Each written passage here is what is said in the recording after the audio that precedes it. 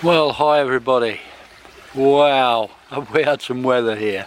Yesterday we got a month's worth of rain in a day. I had to drop my pond level a bit. It was filling up faster than I could empty it, I think. Jeepers, did we get some rain? It's absolutely done all my flowers in. Across there, they've took a right bashing. But they'll survive, they're still nice and green, so they'll survive. The garden itself, which is on a slope, as you may know, if we go down here and have a look, all what we see down here was 3 inches deep in water.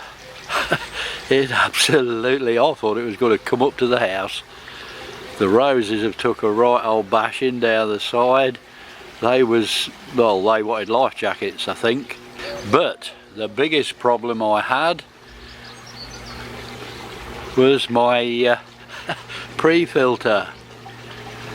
The water level, as you know, the sock level here is high anyway. For those of you that saw me build my pond, I'm sorry, there's an aeroplane going over at the minute. But those of you that saw me build my pond, I could only go 4 foot deep because I hit the sock level. But it's running high at the minute because we've had a lot of rain just lately. Now, because this only has a water level of 9 inches in it, it started to lift it out of the ground, would you believe? Oh, here's that blooming plane back again. Right guys, I'm hoping that plane's gone. What a pain and a noise. But like I was saying, I've only been out of hospital a couple of days and it actually started lifting this out of the ground. The water level or sock level had risen that much. So what I had to do was fill this with water, as I have done. Oh no, it's not coming back, is it? Fill it with water as I have done. To do that I've had to put, I hope you can see down there, some rocks and bricks on the float to hold it open and let it fill up so that the water pressure in the filter was greater than the water pressure on the outside, so it didn't lift it up anymore. And that's how I've got it running at the moment. So I'm waiting for the water level to drop back down on the outside. I mean, there's no way we'd normally get all that water, but if you look around the outside, it has sort of washed away all the soil all around the filter.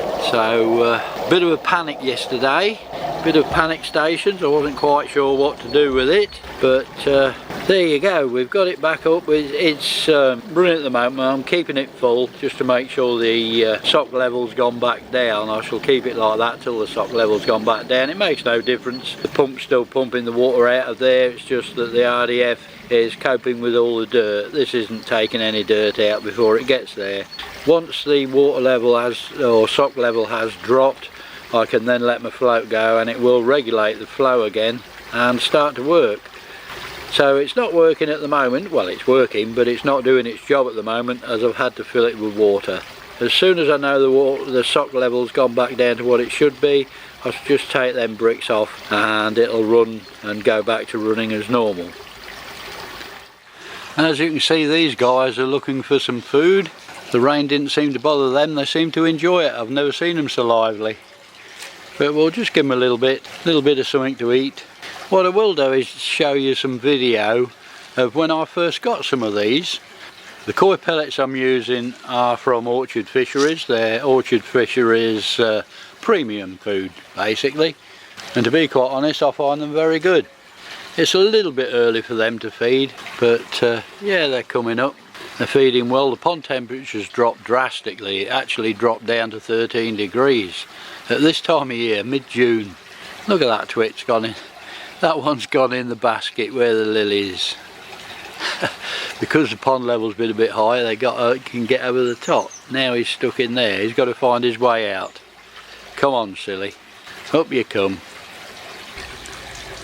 That the koi down there, Chunky, I've had him quite a while. He's going under that leaf now. I'm videoing him, look. I've had him quite some time. He's a big old boy. He is really grown. He is a Japanese koi though, but it's getting true Japanese koi. The English koi, they're fine and they grow and they're nice fish, but they don't seem to get the size on them like the Japanese koi do. This one here, if I can get him, we used to call him, where's he going? No, he's going off. We used to call him Psycho. He was absolutely mental when we first got him. I don't know whether you can see him. There is a lot of koi in there that, you know, I actually bred myself, but they're in there. That white one's one. There's several in there kicking about. There's one down here. I don't know whether we can get in. That orange one there is, no, not that one. Yeah, that's one I bred. That one there, that's Finn. We call him Finn, bless him. He was in the pond shop and nobody wanted him, poor old boy. He's got one of his front fins missing. He'd obviously been handled a bit rough sometime during his life. You will notice his front fin missing. Here he comes. He's missing a front fin, look. And nobody wanted him, poor old boy. And what a character that fish is. He's excellent. If I go to feed them by hand, he's the first one that's up and feeding out of my hand. He's brilliant, bless him. But he's a bit camera shy, I think. But a lovely fish. Really is a nice fish. Never regretted buying him. He's a lovely old boy. There's quite a few in there. We've got a bit of a story too. There's some of mine that you can see down there that I bred. They look a bit smaller alongside chunky. But yeah, that's not one that I bred, that's one that we actually bought. But they just don't grow. I think that's an English koi. They just don't grow like the Japanese koi do. I don't know whether you guys have heard, but Sacramento koi have had a major setback. Absolutely major. They import all their fish from Japan, and the fish that they've recently imported had the herpes virus, and they've had to destroy loads of koi that was possibly infected with this herpes virus. About $70,000 worth of koi I think they've had to destroy, all through this herpes virus and getting some bad fish from Japan. There is a video on YouTube. If you look on YouTube you'll see the video of it, but terrible news, absolutely terrible. To have to destroy that many koi, and they don't buy rubbish. Theirs is good quality koi. Really bad news. That little black and white one there, that's one I bred. He's going, disappearing. They're all camera shy, these. I don't know why. That's one I bred. He's about 3-year-old. That one there, that was a little tiny one when we bought it. It was less than 6 inches, I think. Less than 6 inches long when we bought that one. But it's coming on now. It's growing well. That's one of mine, that there. He's just going down the bottom out of the way. That's one of mine just above him that are bred. They've still got some colour sorting out to do yet. They're still, colours still changing like mad. But that's it, that's my fish. What you can see of them, keep trying to zoom in to get you a bit better shot. That one there's one I bred. Well, all them four there are what I bred. They're starting to get some size on them now. Starting to look a good size. And you can actually see the size of him there. Well, there you go guys, that's a quick look at a few of the fish in the pond. It's a job to get them to do what you want with fish when you want to video them. They all seem to get a bit awkward about being videoed, but that's them. Just thought I'd give you a quick look.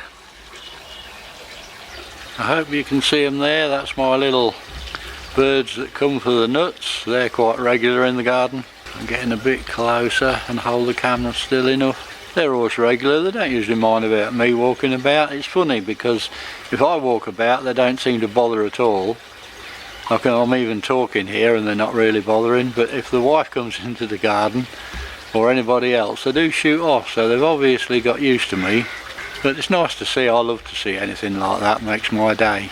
We do get quite a lot of frogs, I must admit, but the thing is with the frogs, they don't come out usually during the day. You see them more at evening times. They come out and they come across and have a look at the pond, but once they see the size of the fish in the pond they tend to go.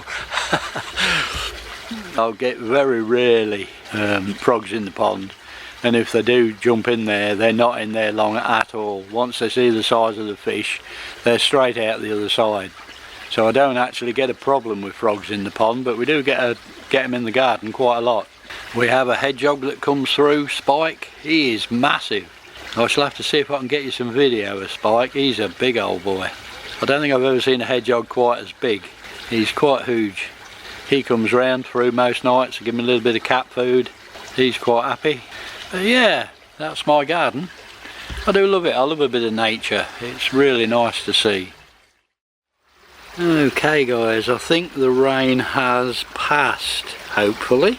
We had 3 months rain in about 2 days. Wow, I've never seen so much water. My garden, I was getting a bit worried at one point, my garden started to fill up. But it's gone. As you can see, it took all the soil from around this.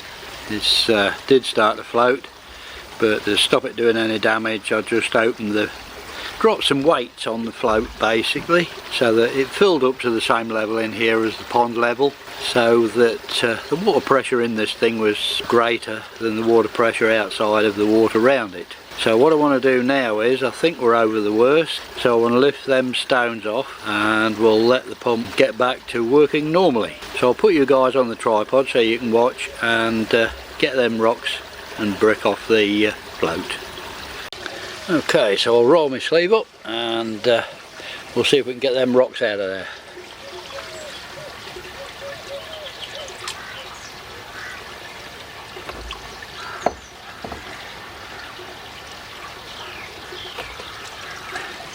Now we should see the water level in there drop as the pump starts to remove. Just had a lot of rubbish come up, I'll fish that out. As the pump starts to remove the water now and it get back to working normally, the level's going to drop and hopefully the valve will start to open once the float starts to drop, and we'll be back to where we was before we got all this rain.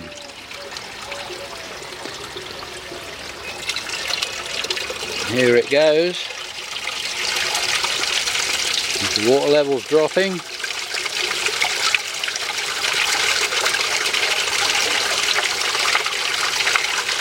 So hopefully that will now maintain a water level. I'll just drop this back in.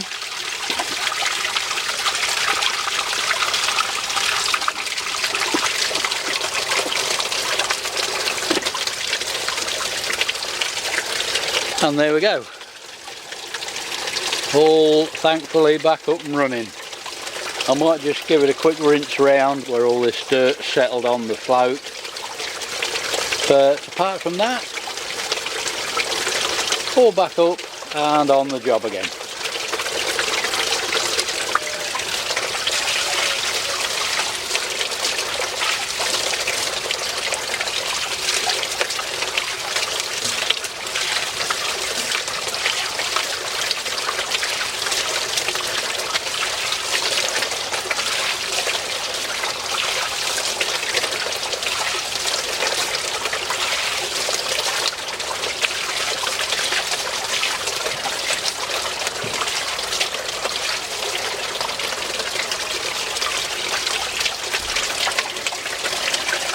Just get a rag and give it a wipe round.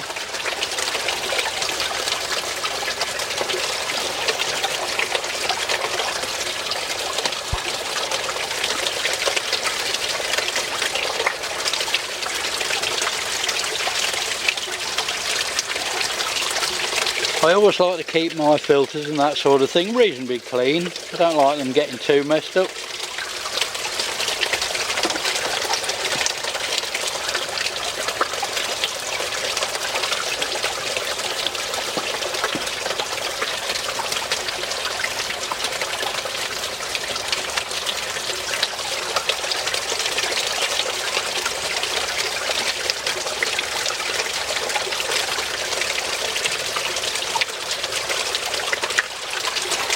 And there we go, back in action. Simple as that.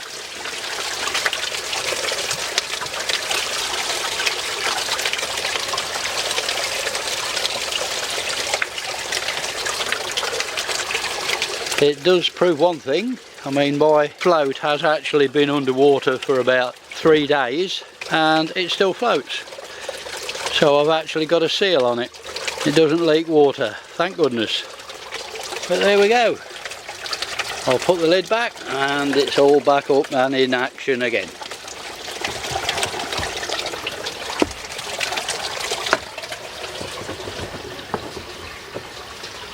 There we go. Great stuff.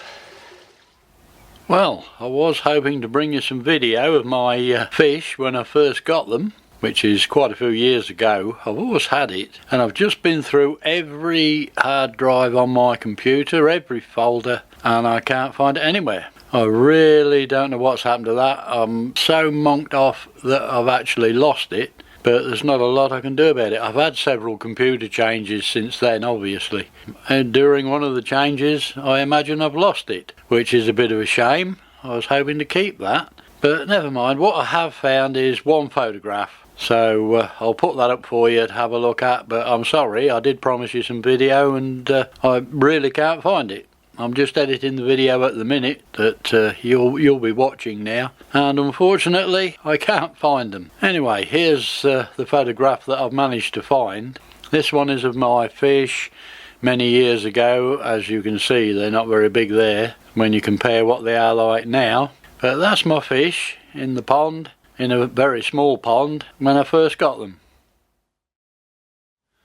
Right, well, what I wanted to show you guys is I was put onto this the other day. It's just been delivered and somebody put me onto it the other day, having seen my videos on fitting the airlines to the pond. So I thought I'd send for some and see what it's like.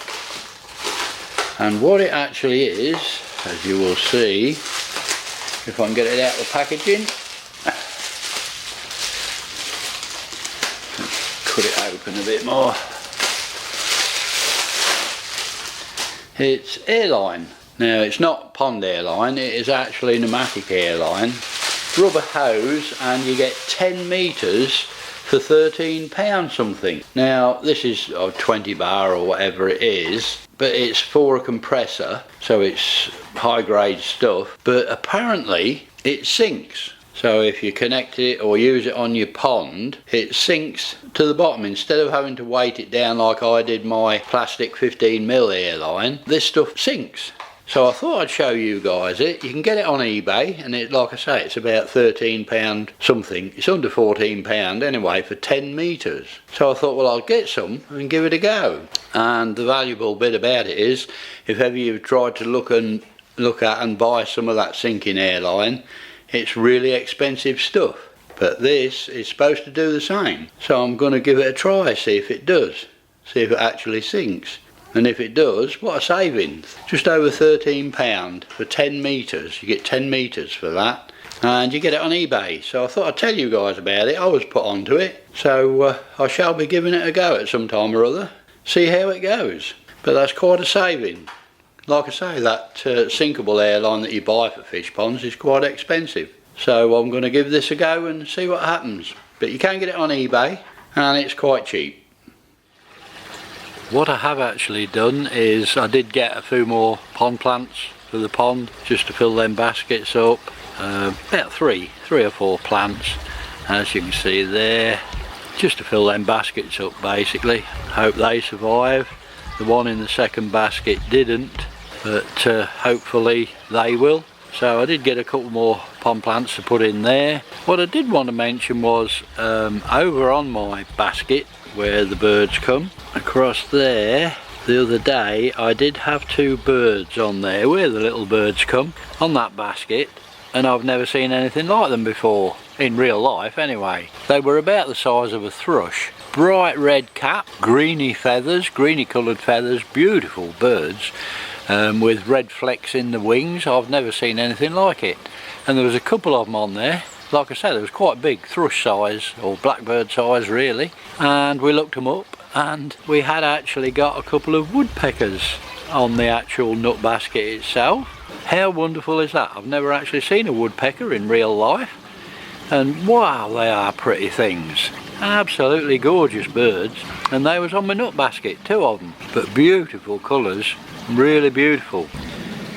Anyway guys, it's come to that time again, I'm afraid, and all that's left to say is thanks for watching, do take care, and as always, happy ponding.